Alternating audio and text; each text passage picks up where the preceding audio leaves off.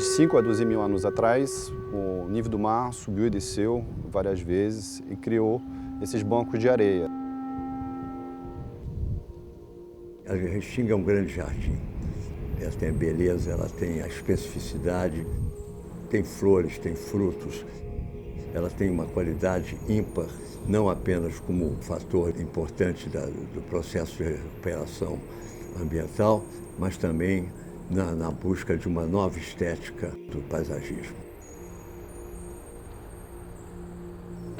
A área de Maçambaba é uma restinga de características bastante peculiares entre a lagoa e o mar, uma extensa faixa formada por um cordão arenoso. Você olha de cima, aquilo é uma colcha de retalhos. Há mil coisas que são muito típicas da Maçambaba. A biodiversidade aqui é maravilhosa. Você tem pássaros, um mais lindo do que o outro. Você tem essas plantas que são endêmicas também. Naquela restinga, e unicamente naquela restinga, ocorre uma orquídea que não tem nome vulgar, chama-se Bletia catenulata. Você tem lá pelo menos umas 5 espécies de bromélias que só ocorrem lá também. Você tem algumas espécies de sapotáceas que só ocorrem lá. E tem o concon, que é um formigueiro do litoral, que é uma ave típica da região, endêmica, só existe naquela região e ela corre risco de extinção. Ocorre um mico-leão dourado, que é outra espécie ameaçada de extinção. Ocorre o lagartinho branco da praia, que também é endêmico daquela região.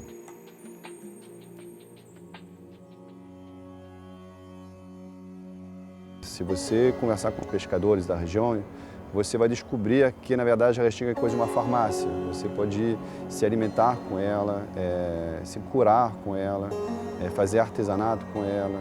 Ela meio que, na verdade, é uma fonte de recursos. Os pescadores daqui, 44% utilizam essa restinga como parte alimentar.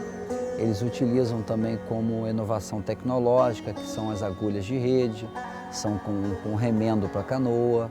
E estar nessa restinga é uma coisa muito interessante, porque você consegue vários remédios para vários tipos de doenças que você tem. Então, ela é muito importante para essa população aqui tradicional.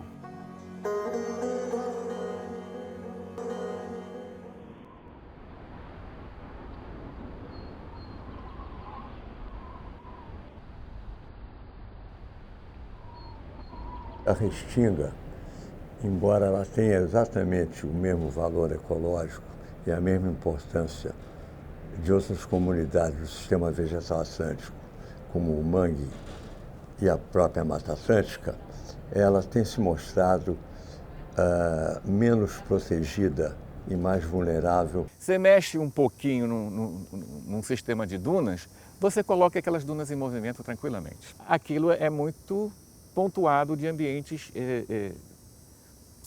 frágeis. Não por menos, o Estado criou ali, né, através de um decreto, uma APA, uma área de proteção ambiental, exatamente para ter mais cuidado e para zelar por aquele ecossistema.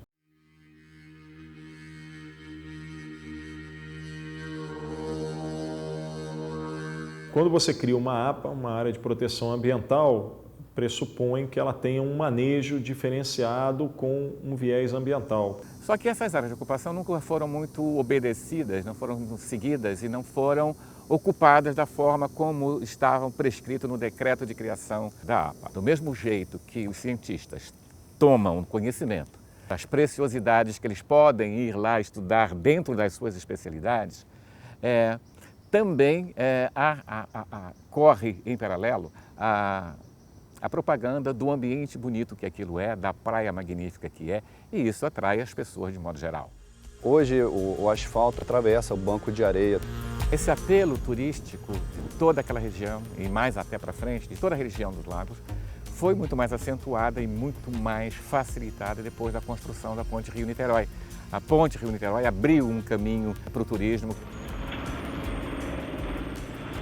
Inclusive, a ocupação desordenada dentro da área de proteção ambiental da Maçambaba. Existe a favelização, né, que traz um transtorno, né, com relação à prestação dos serviços de qualidade pela prefeitura, né, como saneamento, iluminação, além da perda, né, de hábitats que são fundamentais, né, para você manter a preservação do lugar. A gente vê na região inúmeros problemas. Por exemplo, carros abandonados, né, carros roubados que estão sendo lá abandonados e queimados no meio da restinga. Caça de pássaros, né, o pessoal caça pássaros para levar, para vender. Roubo de plantas. Você vê as bromélias saindo, elas são roubadas para ser vendidas no mercado das plantas ornamentais, né?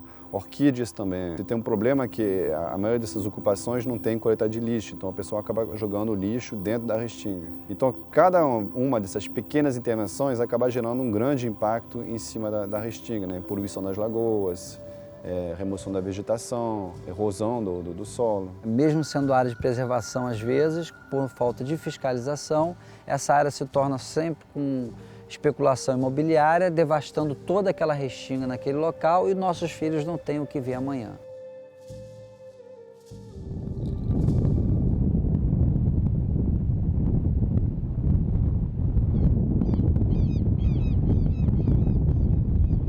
O futuro da Maçambaba só será viabilizado se aquilo for ocupado de uma forma racional, formas de viver melhor.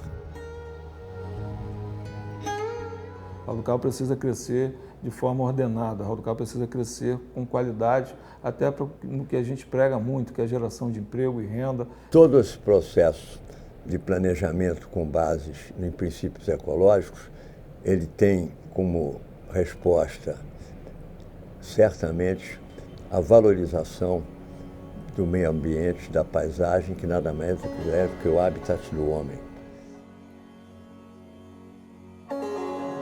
Quanto mais estável o ambiente para o ser humano atual, melhor, porque você vai ter sempre os mesmos referenciais. Esses referenciais que dão a cada pessoa o conceito de lugar não podem ser perdidos, senão o lugar se desmancha. E você, como ser humano, perde a sua noção de lugar. Isso não pode acontecer.